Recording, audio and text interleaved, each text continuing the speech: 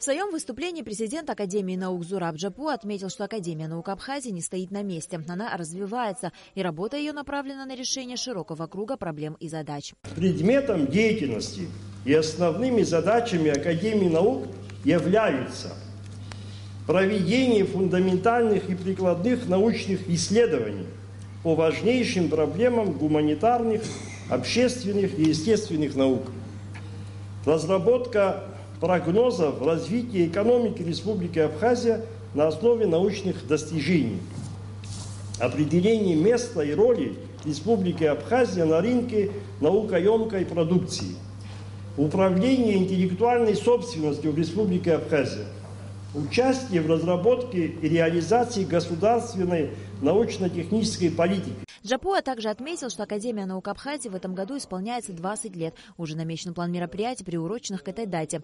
Создана ответственная комиссия. На собрании Академии наук была утверждена кандидатура Арды Ашуба на должность директора Абхазского института гуманитарных исследований имени Дмитрия Гулия.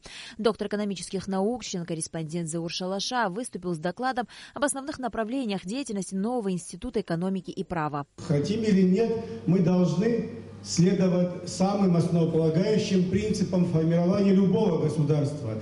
Вот когда это я произнес, под ним очень много подразумевается, потому что любая нормативная база, которая сегодня формируется, или наши дальнейшие действия по реализации государственной экономической политики должна основываться на международных стандартах.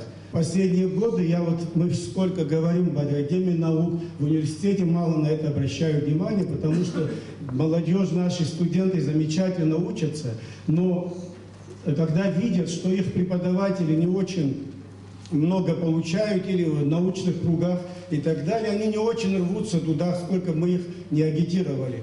С итогами 2016 года собравшихся ознакомил доктор филологических наук Валентин Когоня. Он подробно остановился на работе 9 институтов, входящих в состав Академии, рассказал о научных открытиях и изданных трудах. После зачтения основного доклада члены Академии приступили к его обсуждению. В работе съезда приняли участие вице-премьер Абхазии Беслан Эшба, вице-премьер, министр финансов республики Дмитрий Сериков.